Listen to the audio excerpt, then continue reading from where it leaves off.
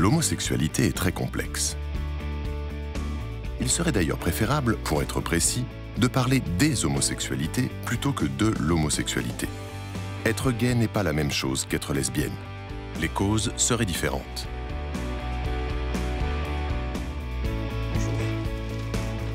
Le docteur Philippe Breneau est psychiatre.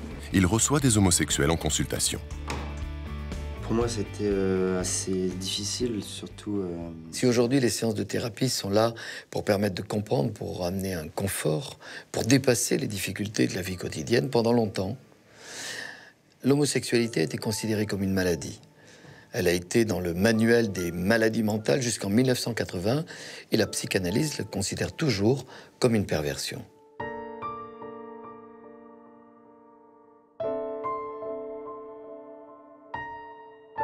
Nous étions à l'articulation de la répression par l'Église, puis par la psychiatrie. À l'époque, on tentait par tous les moyens de normaliser les homosexuels.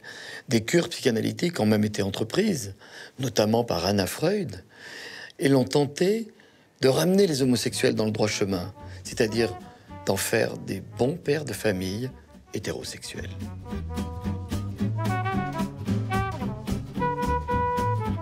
L'accent a été mis sur le rôle de mère trop présente et de père effacé pour expliquer l'homosexualité masculine.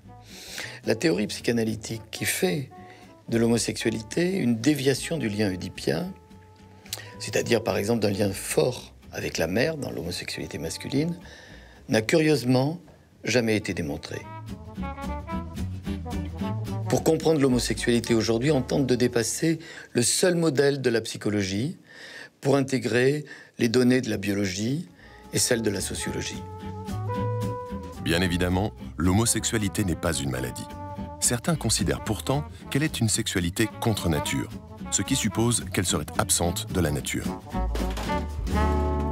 Le professeur Jacques Balthazar étudie le comportement homosexuel dans un grand nombre d'espèces, et notamment chez les cailles. Le comportement des oiseaux a été très largement étudié et on ne retrouve pas chez les oiseaux des comportements qui sont identiques à l'homosexualité humaine. Cependant, on voit des choses qui sont très semblables. D'une part, des comportements de monte très fréquents entre mâles, qu'on observe par exemple chez les cygnes, chez les oies, chez les mouettes. Plus de 20% des pères montrent ces comportements de monte. Par ailleurs, on a aussi observé des formations de couples homosexuels pour élever les jeunes. On a également montré que ces comportements étaient adaptatifs. D'une part, ils se produisent dans des conditions où la défense du nid est par exemple très difficile. On retrouve donc chez ces oiseaux des comportements qui s'apparentent à l'homosexualité, donc des montes et des formations de paires homosexuels, mais on ne retrouve pas cette préférence exclusive pour un partenaire de même sexe. Ces oiseaux qui présentent des comportements homosexuels se reproduisent par ailleurs par des méthodes hétérosexuelles classiques, et donc on peut plus parler de bisexualité que d'homosexualité stricte.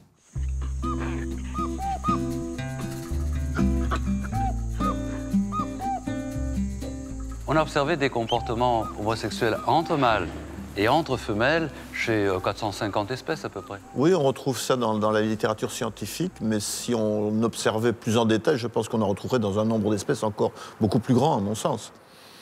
Le cas de la girafe est spectaculaire, en fait. Ah, là, chez la girafe, évidemment, vu la taille et la morphologie de l'espèce, les coups qui se mélangent, oui, les interactions sont extrêmement, oui, impressionnantes. Les parades, hein. C'est des parades. Il y a des parades sexuelles, ils entrelacent leurs coups, il y a des montes quoi, entre plusieurs mâles et même des érections. L'originalité de notre espèce, c'est que finalement, l'homosexualité ne fait pas que rechercher le plaisir sensuel, etc. La motivation est aussi la recherche d'un attachement sentimental avec un partenaire du même sexe. Et alors l'amour, c'est évidemment ce qui couronne l'entièreté de toute cette interaction, mais c'est quelque chose qui est très très difficile à étudier chez l'animal, puisqu'on ne peut pas communiquer de façon très simple avec eux, évidemment. Pour les évolutionnistes, l'homosexualité animale ne serait en vérité qu'une stratégie relationnelle destinée à entretenir des alliances. Le cas des bonobos est extrêmement intéressant pour deux raisons. D'abord, les comportements de type homosexuel sont fréquents, et plus fréquents que chez les autres primates et chez les autres animaux. Deuxièmement, nous avons une parenté génétique forte avec eux, 98 à 99%. Mais il faut préciser. Premièrement, il n'y a pas de préférence homosexuelle, c'est-à-dire de rapport privilégié entre le même sexe par rapport à l'hétérosexualité. Deuxièmement, il n'y a pas de préférence exclusive, c'est-à-dire formation de couple, d'attachement personnel, ce qu'on pourrait appeler, comme chez nous, une monogamie homosexuelle.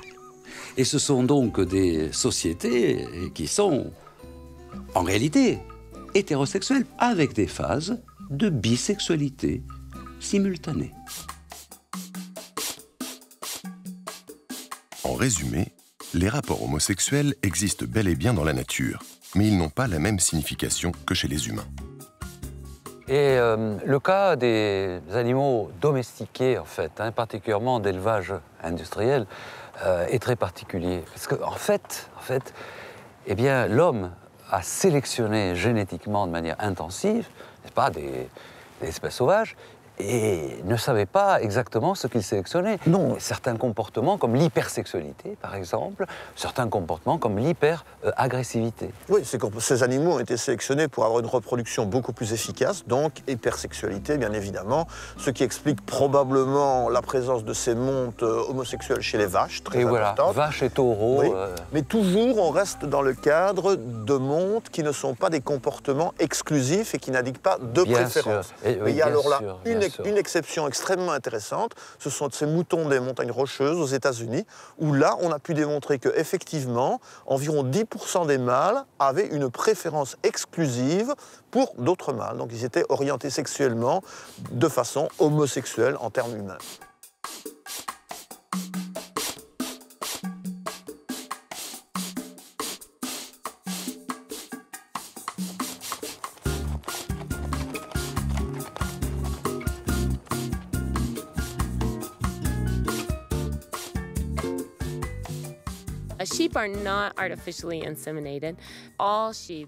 Les moutons ne sont pas inséminés artificiellement. Tous les moutons sont naturellement élevés en troupeau, ce qui fait que les béliers doivent avoir un intérêt sexuel élevé. Car les béliers sont rarement choisis pour leur comportement sexuel. Ils sont choisis pour leur musculature, leur race, leur résistance. C'est ensuite qu'ils sont mis avec les brebis. Les éleveurs du Montana ont constaté que 10% de leurs béliers ne fécondent jamais les femelles. Ils préfèrent les mâles. C'est une perte pour les éleveurs. Beaucoup d'argent a donc été investi dans la recherche pour tâcher de comprendre les raisons de cette préférence. Les béliers qui préfèrent les mâles sont-ils faits comme les autres? 2 pouces et demi, 31 cm et demi. Les béliers homosexuels et hétérosexuels sont indiscernables les uns des autres. Ils ont la même taille, la même grosseur des testicules, le même nombre de spermatozoïdes. Toutes ces choses sont égales entre les béliers homosexuels et hétérosexuels. Dans cet enclos, il n'y a que des béliers homosexuels. Et certains sont de races différentes. Brenda enregistre leur comportement. Les béliers homosexuels ont beaucoup de comportements de monte. Ils pénètrent vraiment l'anus. Mais en plus, ils montrent une gamme complète de comportements stéréotypés que vous verriez chez un bélier hétérosexuel. Ils goûtent l'urine, ils font beaucoup de léchage, même des vocalisations.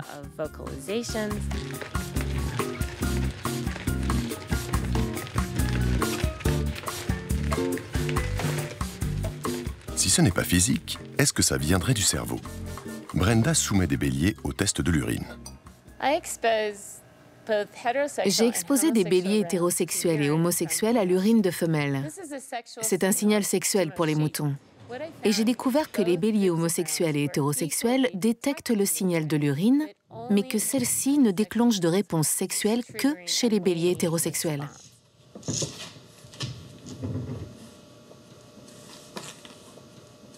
Autrement dit, l'urine des femelles n'excite pas les béliers homosexuels. La piste du cerveau mérite d'être approfondie.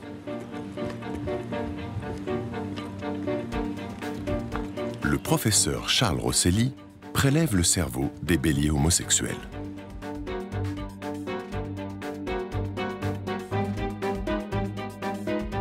À ce jour, il en a étudié 700. Une région du cerveau l'intrigue. Les signaux olfactifs sont accumulés à travers le système nasal, pénètrent dans le cerveau jusqu'à des zones supérieures. Et l'une de ces zones qui traite ces indices est l'aire préoptique.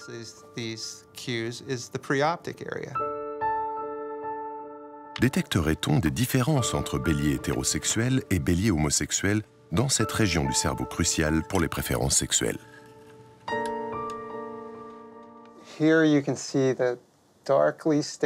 Ici, vous pouvez voir le groupe très dense de neurones qui forment le noyau préoptique. Ce noyau est plus petit chez les béliers homosexuels que celui des béliers hétérosexuels.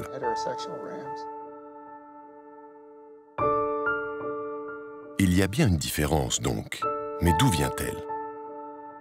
Est-ce qu'elle est là à la naissance ou bien apparaît-elle selon les conditions dans lesquelles le bélier arrive à l'âge adulte? Nous avons examiné des fœtus en fin de gestation. Et si l'on regarde le cerveau juste avant la naissance, il y a un dimorphisme du noyau qui est presque entièrement formé.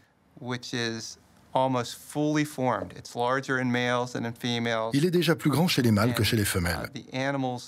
Et les animaux naissent avec ce noyau différent. Cela signifie donc que le noyau vient en premier et que probablement il détermine ensuite le comportement.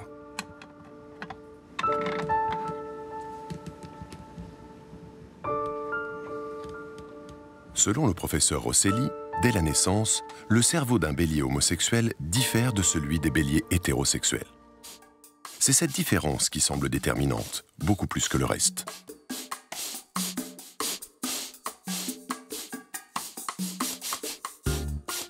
Je ne pense pas que les béliers choisissent d'être attirés par les mâles ou les femelles. Et c'est probablement pareil pour les humains.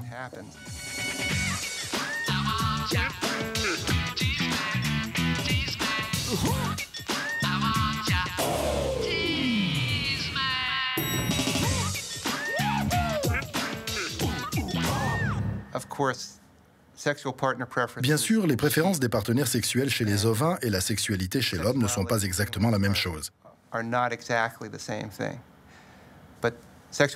Mais les préférences sexuelles chez les moutons en sont une bonne approximation. Et elles nous permettent de déduire qu'il existe des mécanismes hormonaux communs, des mécanismes de développement peut-être, qui sont impliqués dans la formation des préférences chez les deux partenaires sexuels, ainsi que dans l'homosexualité.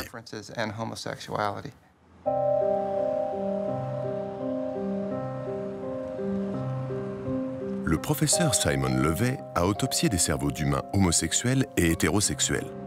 Dans les années 90, il a fait une découverte qui a fait beaucoup de bruit dans les médias.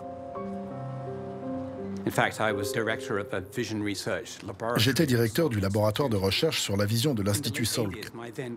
À la fin des années 80, mon partenaire, dont le nom était Richard, est tombé malade du sida. Il est mort en 1990. J'ai senti alors que je voulais réaliser des recherches plus connectées à mon identité en tant qu'homosexuel. Et cela semblait un sujet naturel pour enquêter.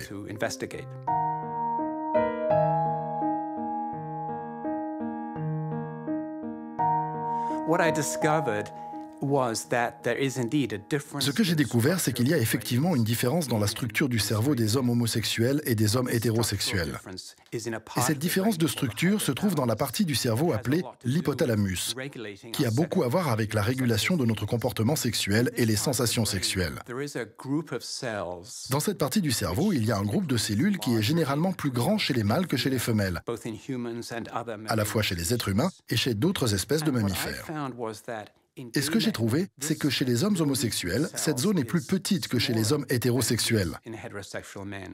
En fait, il n'y avait aucune différence dans mes données entre la structure cérébrale des hommes homosexuels et celle des femmes. Dans les deux cas, c'était relativement faible.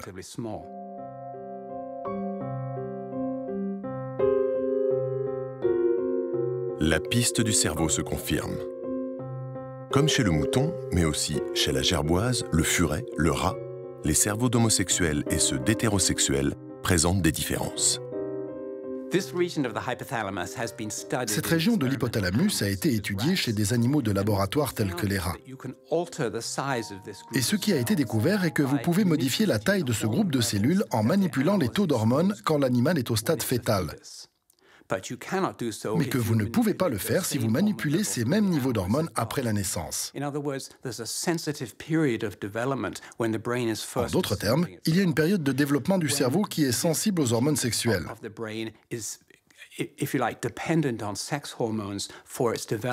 Et cette évolution fétale se fait différemment entre les hommes hétérosexuels et les homosexuels.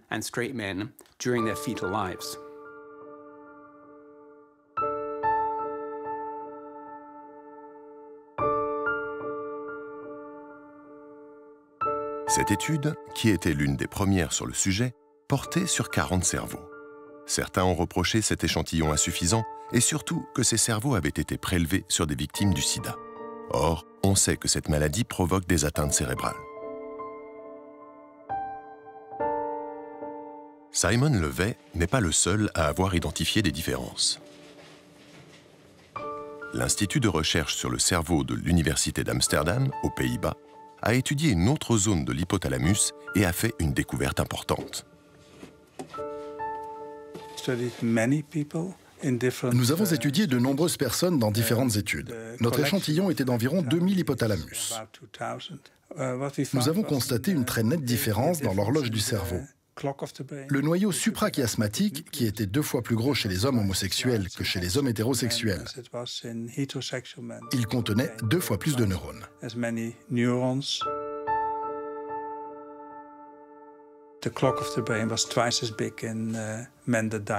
Ce noyau du cerveau était 2 fois plus grand chez les homos décédés du sida. Et cette différence ne semblait pas être à cause de cette maladie, parce que nous avons aussi comparé avec des hétérosexuels morts du sida. Il a paru que c'était lié à l'homosexualité de ces hommes. Depuis, il y a beaucoup d'autres zones du cerveau trouvées qui sont également différentes.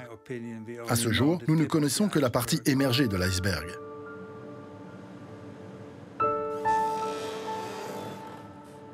Ce type de banque peut avoir un côté effrayant, mais de nombreux donateurs sont d'abord des homosexuels, car ils souhaitent faire avancer le débat. Il est très difficile d'obtenir des échantillons de cerveau humain à des fins de recherche. C'est basé sur le don de personnes. Ils donnent un cerveau pour autopsie avec la permission d'utiliser le matériel pour nos recherches et la permission d'utiliser les données cliniques à des fins d'études.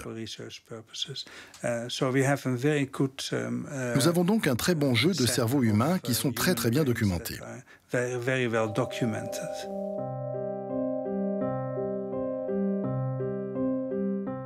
Cette collection a été utilisée pour de nombreuses publications et nous avons envoyé également des matériaux partout dans le monde. Nous avons expédié des échantillons à 500 groupes de recherche dans 25 pays.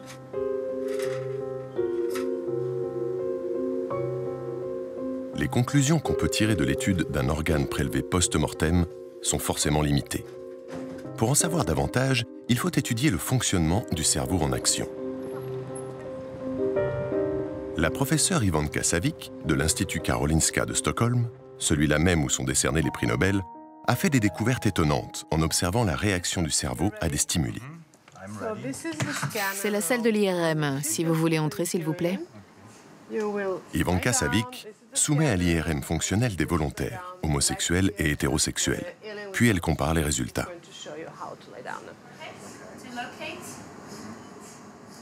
Tout va bien ?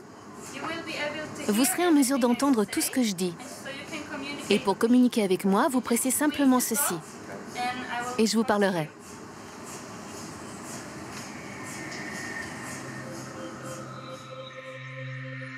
Le cerveau est formé de 2 hémisphères, droit et gauche.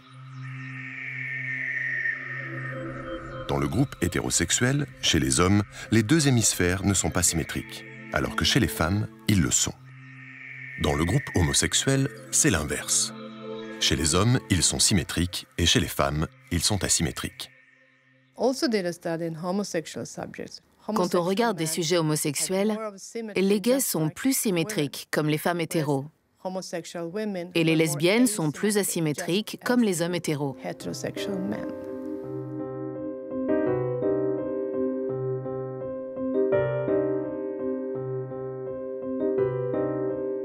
La professeure Savic a aussi mis en évidence des différences significatives dans la perception des phéromones. Ce sont des substances chimiques que chacun de nous émet sans le savoir et qui adresse des messages à l'entourage. Ces messages jouent un rôle dans l'attraction sexuelle entre individus.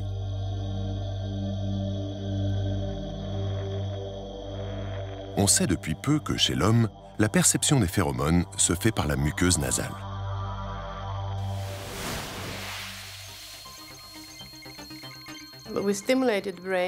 Nous avons stimulé le cerveau en laissant le sujet fermer les yeux et respirer calmement. Nous avons présenté les phéromones et les odeurs sous le nez.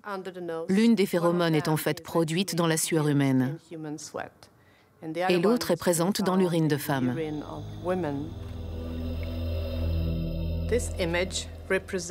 Cette image représente un scan du cerveau de deux groupes de sujets, des gays et des femmes hétérosexuelles. Ils sentent différentes odeurs, des odeurs ordinaires, O, des phéromones femelles et des phéromones masculines. Ici, c'est une région du cerveau qui est très activée par les phéromones masculines chez les gays comme chez les femmes hétéros. C'est la région de l'hypothalamus impliquée dans la reproduction. Par contre, quand c'est une phéromone femelle, c'est peu activé chez les gays et les femmes hétéros. Ça active juste les zones normales de l'odorat, ce qui est très différent de la situation précédente.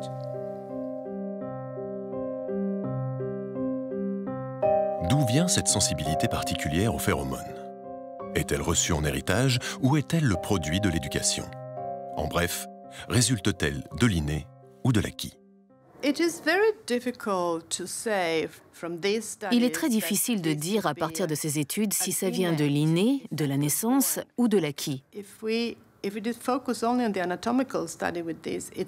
nous nous référons uniquement à l'étude anatomique, il est plus difficile d'expliquer ces asymétries par l'apprentissage ou l'expérience. Une activation nerveuse peut résulter d'un apprentissage. Avec le temps, par exemple, on devient sensible aux odeurs de transpiration masculine. Mais peut-on changer la symétrie du cerveau qui reste plastique après la naissance? La réponse semble être non.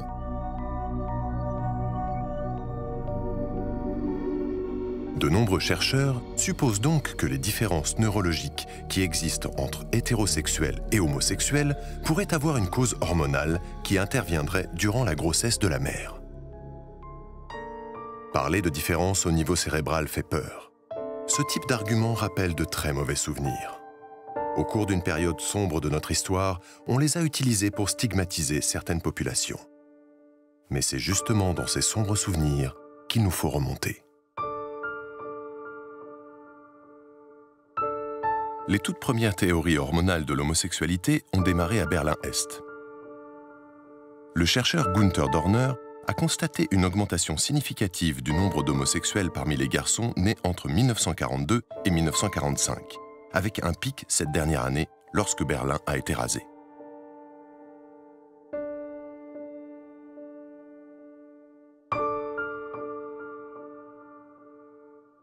Le chercheur allemand suppose que nombre de ces hommes homosexuels sont nés de mères terrifiées par les bombardements.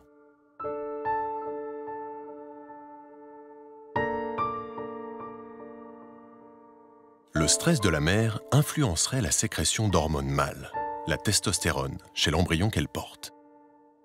Cette hypothèse a été amplement démontrée chez l'animal.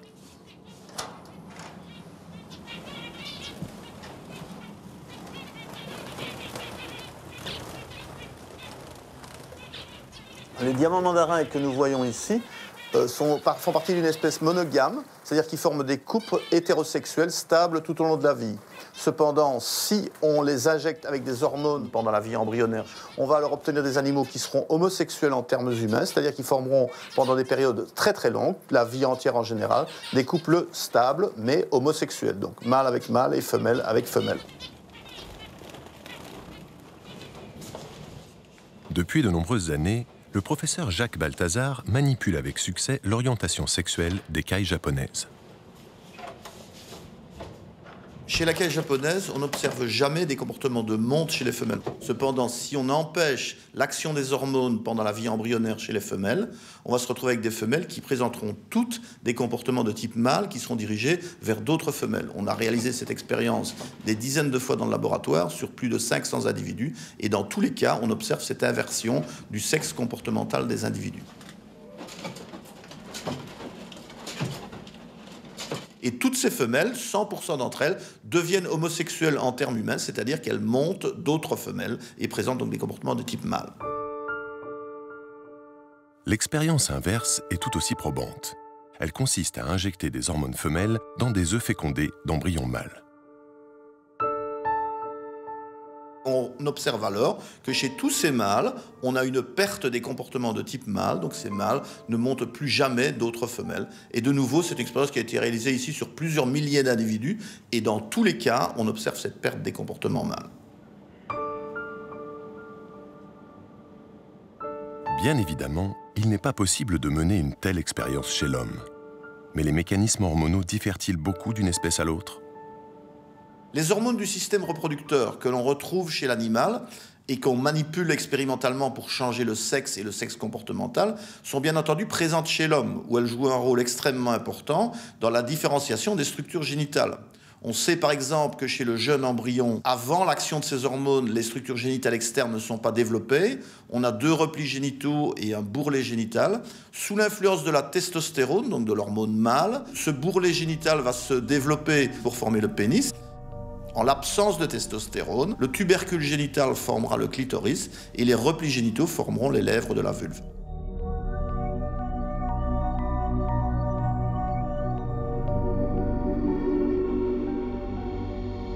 Au premier stade de la grossesse, les hormones du système reproducteur influencent donc directement la formation soit d'un pénis, soit d'un clitoris. Mais il est possible qu'elles ne s'arrêtent pas là. Plus tard dans la grossesse, elle jouerait aussi sur la différenciation sexuelle du cerveau.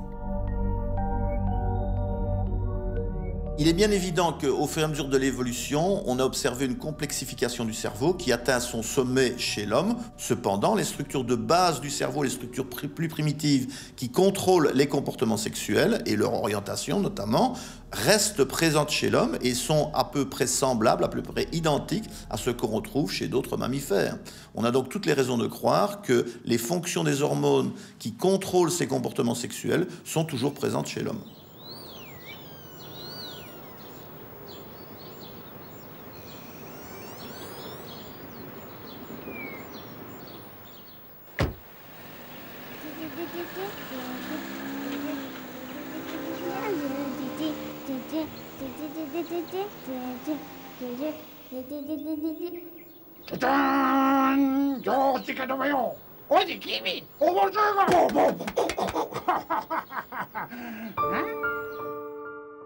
Les chercheurs se sont penchés sur les comportements de filles exposées à trop d'hormones mâles durant la vie embryonnaire et sur celles qui s'affirment plus tard comme des lesbiennes masculines, que les anglo-saxons appellent lesbiennes butch.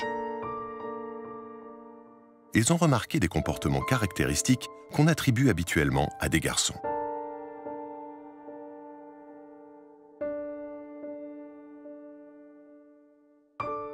Ces filles feront des dessins de type garçon, donc dessiner des choses tridimensionnelles, des objets mobiles, plutôt que de dessiner des personnages et des fleurs. Elles vont utiliser les jeux de garçons de façon préférentielle, donc ballons, armes, objets mobiles, trains, voitures, alors que les filles utilisent préférentiellement des poupées et des peluches. Et elles vont également aimer, plus que la normale, des jeux qui sont de type masculin et relativement brutaux, style rugby, football et boxe. Alors, on pourrait se dire évidemment que ces influences, ces différences comportementales sont le résultat de l'éducation. Il faut cependant remarquer que ces filles qui ont été exposées avant la naissance à des taux élevés d'hormones mâles sont élevées en tant que filles, donc habillées en filles et élevées en principe en tant que filles. Par ailleurs, on a pu montrer que chez 2 espèces de singes différentes, si on exposait des mâles et des femelles à ces jouets, on retrouvait cette différence sexuelle. C'est-à-dire que les mâles utilisent des jouets mobiles de type garçon et les femelles utilisent des poupées et des peluches.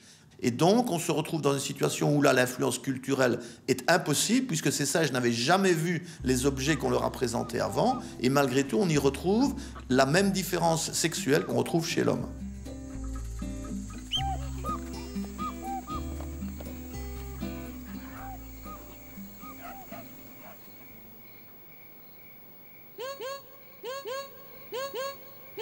Shut up and sleep with me, come on, why don't you sleep with me? Shut up and sleep with me, come on, and sleep with me. Shut up and sleep with me, come on, why don't you sleep with me? Shut up and sleep with me, come on, why don't you sleep with me?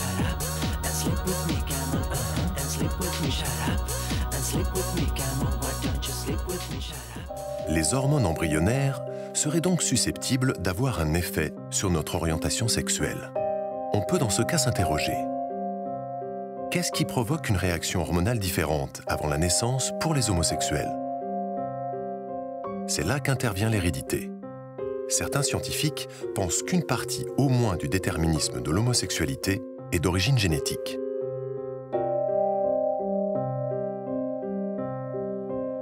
La recherche de gènes homosexuels commence en 1993. L'équipe américaine du docteur Dean Hammer s'intéresse à une région de l'ADN située sur le chromosome X. Cette région est identifiée par le code XQ28. Le docteur Hammer recrute 40 paires de frères dont l'homosexualité ne fait aucun doute et analyse leur ADN. Sur les 40 paires étudiées, 33 présentent des similitudes exceptionnelles dans la région XQ28.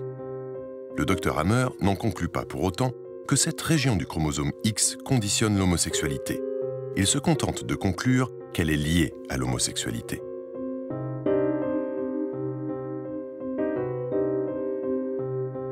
Trois études indépendantes confirment la découverte de Hammer. Cependant, elle reste la cible des milieux conservateurs. Ceci réfute tout ce qui pourrait accréditer la thèse que l'homosexualité est une des variantes de l'espèce humaine inscrite dans ses gènes.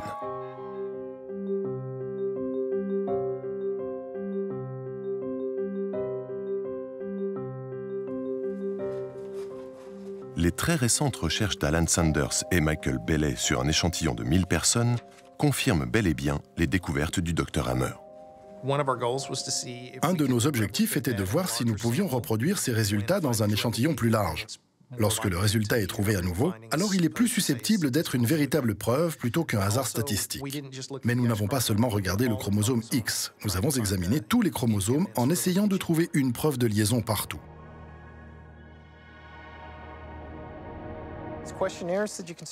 Ce questionnaire que vous pouvez commencer à remplir quand vous entrez dans votre cabine personnelle aborde l'orientation sexuelle, les comportements en termes de genre, la taille de votre famille. Bien, donc dites-moi si vous avez des questions.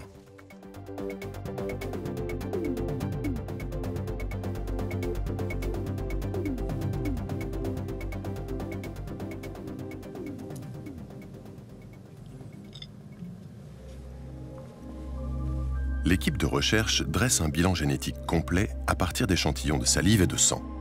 Les résultats du bilan génétique sont comparés aux informations recueillies par les questionnaires.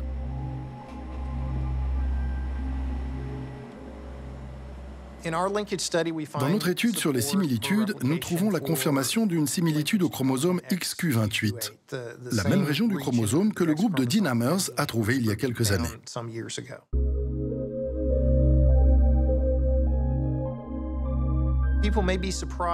Les gens peuvent être surpris si personne dans leur famille n'est gay et que l'un des enfants arrive et dit « Hey, je suis gay ». Et donc les gens se demandent d'où cela vient-il, parce que beaucoup de gens ont entendu que c'est dû à la génétique. Mais nous parlons de génétique complexe. Généralement, nous n'avons pas de mode clair d'héritage. Les influences génétiques sautent des générations. Cela implique que pour identifier certaines d'entre elles, il faut parfois remonter assez loin dans l'arbre généalogique d'un individu. Dear mommy and daddy, you might not be ready, but I'm overcome with joy. It may be hard to swallow, but I'm in love, I'm in love, I'm in love with a boy. It's okay, he's only gay, it's okay, he's only gay. The smell of leather brings me in the mood. Tight pants, wow, they fit so good. I guess you better respect my choice. I'm in love with a boy. On pourrait se dire, c'est l'éducation. Les enfants d'une même famille sont élevés sinon de la même façon, au moins selon les mêmes valeurs. Si tel était le cas, la concordance de l'homosexualité devrait être identique chez les vrais jumeaux et chez les faux jumeaux. La chance, la probabilité que son frère jumeau soit aussi gay est à peu près moitié-moitié, 50%. Et si on est un faux jumeau, donc non identique, et qu'on est gay, la probabilité que son frère jumeau soit aussi gay est à peu près de 20%. Et en fait, c'est cette différence qui démontre qu'il y a une part génétique importante dans l'orientation sexuelle. Résumons. Chez les vrais jumeaux, la probabilité que les deux frères soient gays est de 50%. Chez les faux jumeaux, cette probabilité n'est plus que de 20%. Depuis plusieurs années, grâce à la puissance de calcul croissante des ordinateurs, de nouvelles possibilités se sont ouvertes en génétique. Le chercheur français Éric Villain, installé aux États-Unis, est à la pointe de ses recherches. Il tente de savoir si l'expression des gènes, qu'on appelle l'épigénétique, peut être favorisée ou au contraire inhibée par les divers éléments qui constituent l'histoire individuelle. La séquence de l'ADN, même si elle est entièrement identique entre deux vrais jumeaux, cet ADN, il peut être modifié chimiquement. Quand ça arrive, ça modifie en fait la manière dont les gènes sont exprimés au cours du développement et au cours de la vie en général. Ce qu'on appelle communément les aléas de la vie, autrement dit les épreuves que traverse chacun d'entre nous, modifient chimiquement l'expression de nos gènes.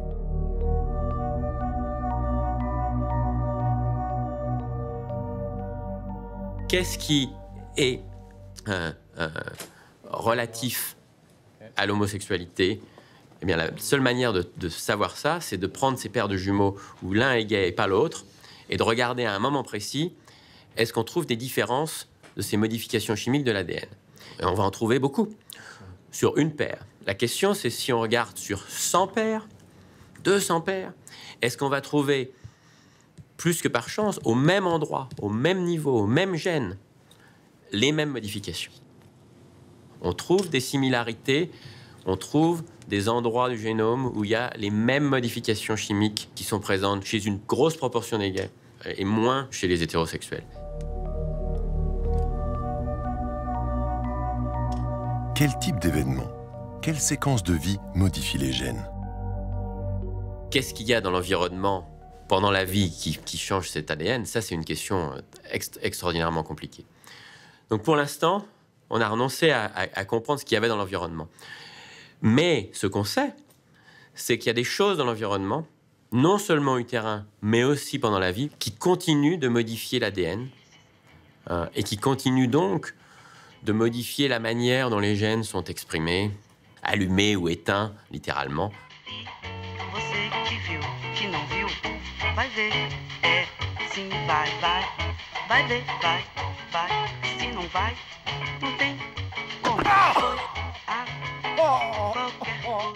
Si un laboratoire commence à dire « Ah oui, mais c'est pas complètement génétique, mais il y a un petit peu d'environnement qui vient là-dessus », ça a des conséquences politiques énormes, parce que l'idée, et c'est pour ça que les mouvements activistes gays et lesbiens aux États-Unis aiment beaucoup la génétique, parce que ça donne cette idée que c'est quelque chose qui ne pourra jamais être changé. Donc, gays et lesbiennes devraient avoir les mêmes droits.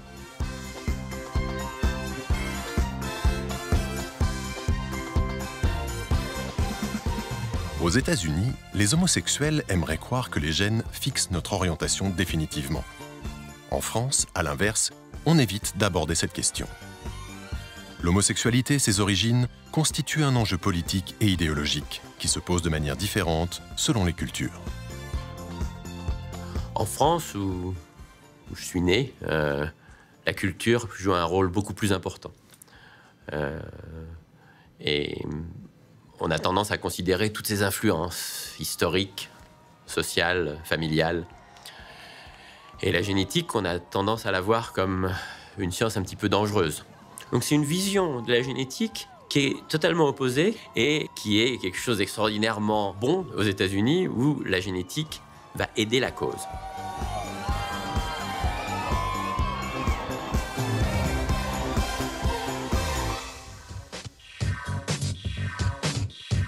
Qu'est-ce qui est déterminant? La biologie? Ou les influences psychosociales, culturelles et l'histoire personnelle? La réponse est certainement les deux, car ces facteurs s'influencent mutuellement. Il existe encore très peu d'études sérieuses portant sur l'influence de l'environnement social, culturel et de l'histoire personnelle sur l'homosexualité. La loi danoise est très libérale en matière de recueil et de consultation de données. Il est facile d'y mener des études statistiques à partir d'échantillons réellement représentatifs. Le Danemark a autorisé l'union civile entre personnes de même sexe dès 1989. On dispose donc du recul nécessaire pour analyser l'évolution des données dans le temps. Le professeur Morten Fritsch a regroupé les informations contenues dans les registres civils, homosexuels et hétérosexuels. Nous avons suivi les gens au fil du temps, de jour en jour, en notant une différence qui est survenue au cours de la vie de chaque individu. Et cela est possible en raison du nombre d'identifications personnelles uniques que nous avons pour chaque citoyen danois, afin que nous puissions relier les données sur un parcours de vie pour l'individu. Et par conséquent, nous avons pu suivre ces 2 millions de citoyens au cours de la période d'études et évaluer les facteurs déterminants dans le choix des partenaires, de la petite enfance à l'âge adulte. Le professeur Morten Fritsch a réuni des preuves de l'influence des facteurs familiaux qui entrent en jeu durant l'enfance. La conclusion générale est que la structure familiale de la petite enfance a une incidence importante sur le choix de nos partenaires à l'âge adulte.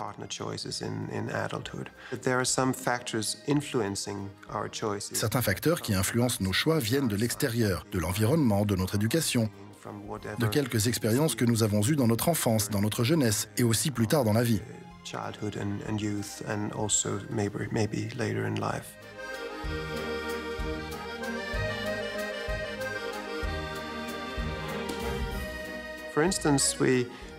Par exemple, nous avons vu que les hommes qui ont grandi avec des mères relativement âgées avaient une plus grande probabilité de choisir par la suite un partenaire de même sexe.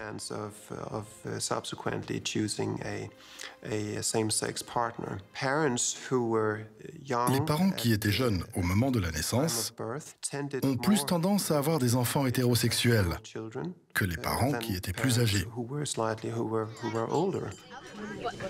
Mary, Sarah, Emily, Josh, Gideon, James, Sam, Michael, honey, I have an announcement to make. J'ai une annonce à vous faire. I'm gay. Je suis gay. Lorsque les hommes se découvrent homosexuels, c'est en principe pour la vie. Pour les femmes, c'est différent.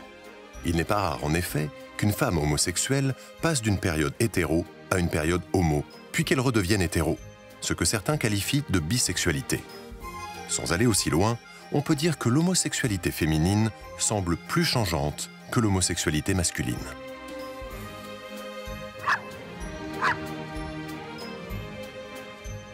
La professeure Lisa Diamond se déclare ouvertement lesbienne. Elle a réalisé des entretiens uniques et réguliers pendant plus de 10 ans sur des échantillons de plus de 100 femmes pour évaluer leur sexualité.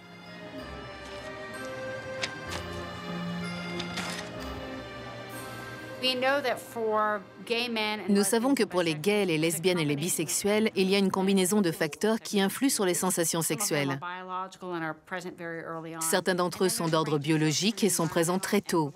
Et puis, il y a toute une gamme de facteurs sociaux, environnementaux et relationnels qui peuvent pousser un peu votre sexualité dans un sens ou dans un autre. Cette poussée par la culture et la société, et en particulier par les relations intimes, est plus importante chez les femmes que chez les hommes. Et durant toute la vie, vous voyez la sexualité des femmes qui présente plus de changements que chez les hommes, ce que j'appelle la plasticité, la fluidité, en raison de cette plus grande sensibilité des femmes aux facteurs sociaux et environnementaux. Merci. Vous pouvez venir. Quelles activités sexuelles avez-vous eues? Avec un homme? Avec une femme? Combien de fois? Avez-vous été satisfaite? Avez-vous eu un orgasme? Nous savons par des enquêtes à grande échelle que les femmes sont beaucoup plus susceptibles que les hommes de déclarer avoir été attirées par les deux sexes plutôt qu'exclusivement par le même sexe.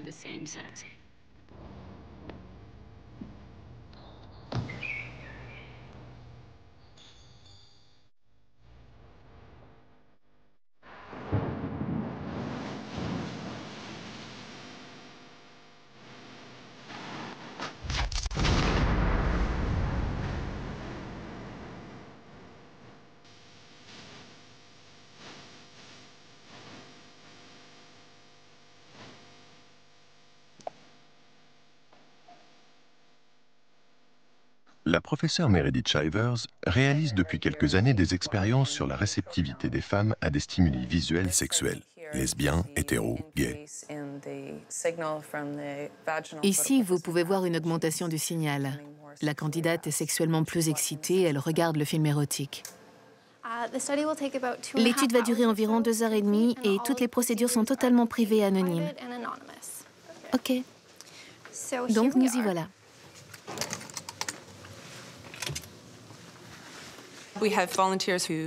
Nous avons des volontaires qui viennent dans notre laboratoire dans une salle privée. Ils se déshabillent et s'assoient dans un fauteuil confortable. On fixe une jauge qui mesure leur réponse génitale et nous leur montrons une série de films sexuels et non sexuels. Et puis on leur demande de signaler leurs sensations, leurs sentiments et de décrire leur intérêt, leur degré d'excitation. Quels sont leurs désirs sexuels? Voici l'appareil qui va nous permettre de mesurer la réponse vaginale. Vous allez insérer l'appareil depuis son extrémité jusqu'ici à peu près.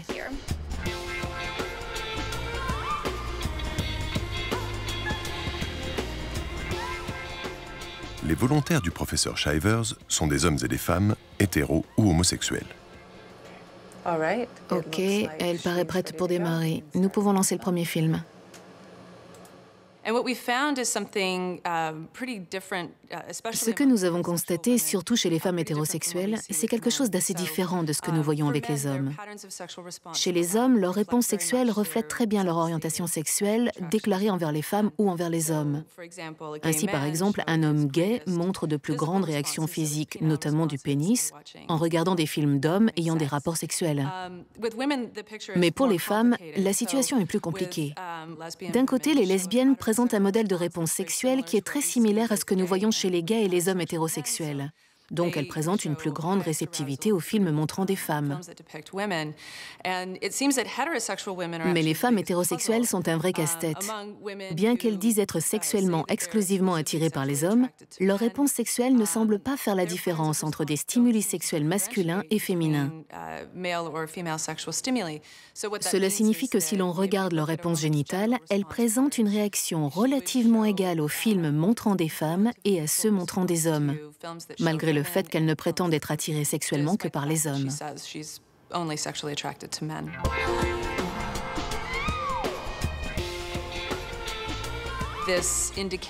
Cela indique que les femmes ont une plus grande tendance à la bisexualité que les hommes.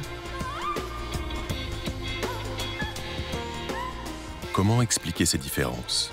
Les scientifiques ont-ils des hypothèses? Cette relation entre le corps et l'esprit n'est pas aussi simple qu'elle pourrait l'être avec les hommes. Il y a beaucoup de messages culturels qui sont tout à fait négatifs sur la sexualité des femmes, sur leur corps et sur leurs organes génitaux.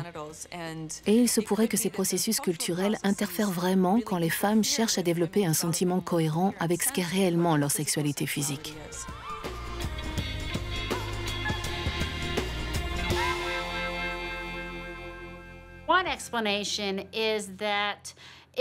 L'une des explications de leur fluidité est que ça permet aux femmes de créer une variété de forts liens sociaux, en particulier avec d'autres femmes, qui pourraient effectivement être bons pour leurs propres enfants. Une autre possibilité est que tant que les femmes ont des relations sexuelles avec des hommes et ont des enfants, il n'y a pas de raison pour qu'elles n'aient pas également des rapports sexuels avec des femmes. Donc, tant que la survie de l'espèce n'est pas menacée, il n'y a aucune logique pour que la sélection naturelle supprime cette attirance homosexuelle.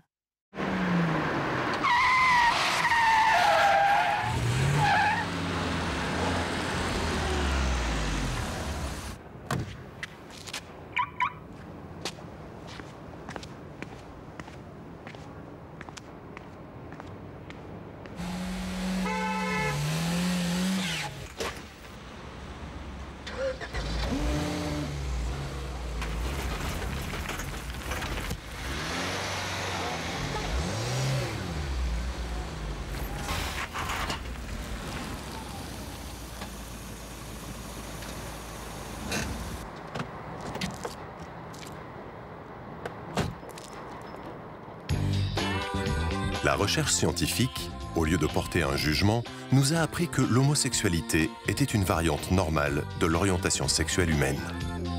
Les facteurs qui influencent l'orientation sexuelle sont donc multiples. Biologiques, culturels, sociologiques. Mais surtout, nous savons depuis peu, grâce à l'épigénétique, que ces facteurs s'influencent les uns les autres. On reste cependant trop souvent encore dans un débat qui oppose le normal et l'anormal, la nature et la culture. Il nous faut en venir à cette évidence. Homo ou hétéro, pas le choix.